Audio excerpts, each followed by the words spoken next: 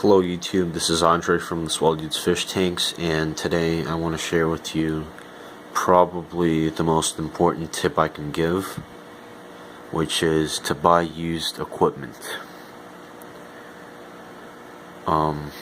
So that includes fish tanks, heaters, filters, air pumps, thermometers, pipe, sponges, substrate, decorations, anything that you can use. It's cheaper to get it for free or cheap than to buy it retail. The way you do that is you talk to people, you ask around. A lot of the time you'll find good deals by doing that. You check on Craigslist, you walk around on garbage day. A lot of the time people just set out an aquarium or some stuff. You can check at thrift stores. All of those are viable options, and they work really well if you do it consistently. For example, this 40 long, it's my first 4-foot long tank, and I got this for free. Someone just had it in their garage and wanted to get rid of it, so I got this aquarium, the stand, a filter, an air pump, a bunch of other aquarium stuff just piled in there. Really nice. This tank, the 90-gallon, I got in the same way, just talking to people.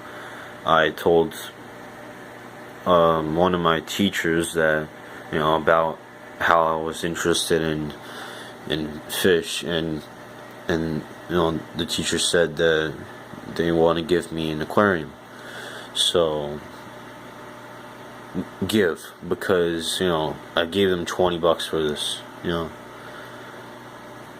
$20 for a 90-gallon, a stand, 2 lights, that one right there and this one right there, 2 4-foot lights, fluorescent T5 fixtures, 2 air pumps, an underground filter, a bunch of gravel, a bunch of cool decorations, just a bunch of nice aquarium stuff piled in there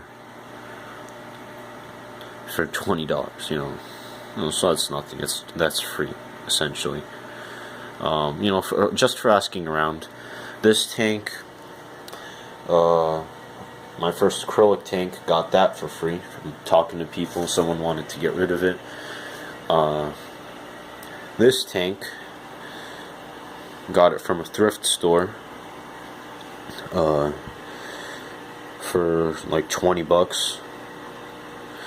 The stand, the tank, a bunch of aquarium stuff in there, a light. These 3 10-gallons I got from thrift stores. Notice that these 2 are lit with lamps, so nothing fancy. Actually, the lamps are also from thrift stores. Paid how much?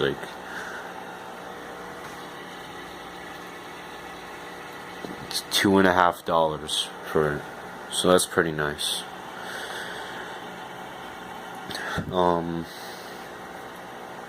Yeah, just one thing you have to make sure is that what you're getting is not going to break on you and cause a whole lot of damage, especially a tank. You got to make sure that it's good.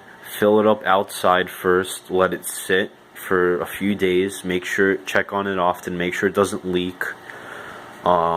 If the silicone is shot, then reseal it. It's probably still going to be cheaper than buying a tank.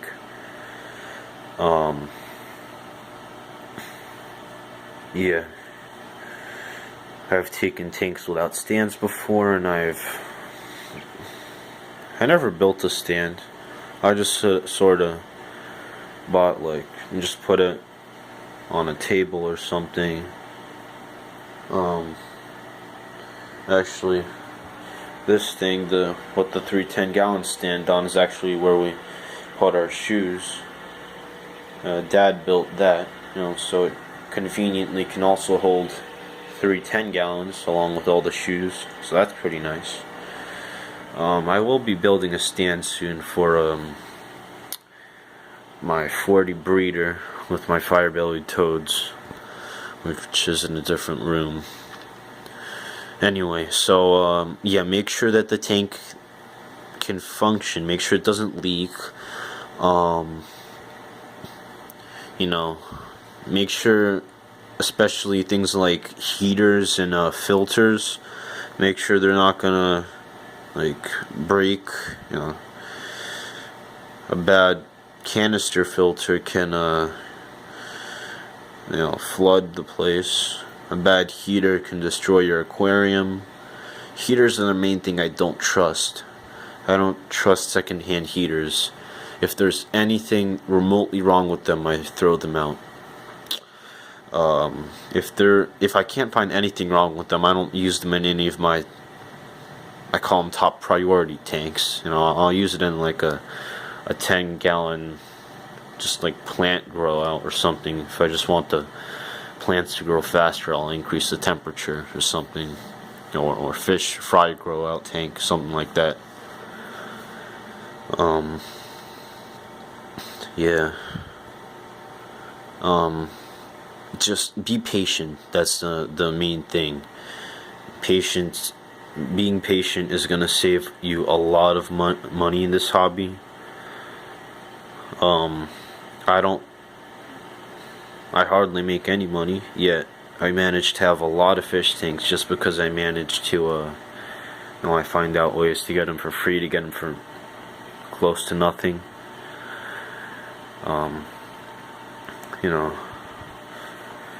Really nice. This tank looks pretty nice. It's my oldest tank right now. Oh, look at this Crenum calamastratum in there. Really liking that. It's really simple. It's pretty much two types of plants that dominate the dwarf sage and the Amazon sword.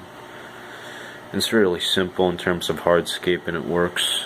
And there's one lonely rainbow chasing another lonely rainbow.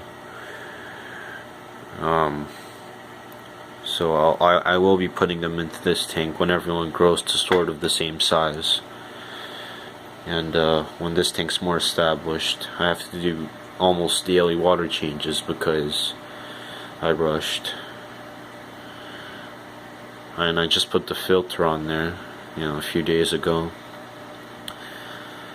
What I'll do, I think, is I would like for it to become independent like this tank.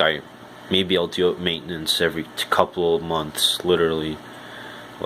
Other than just topping off the evaporation, I literally do nothing, at all, other than feed.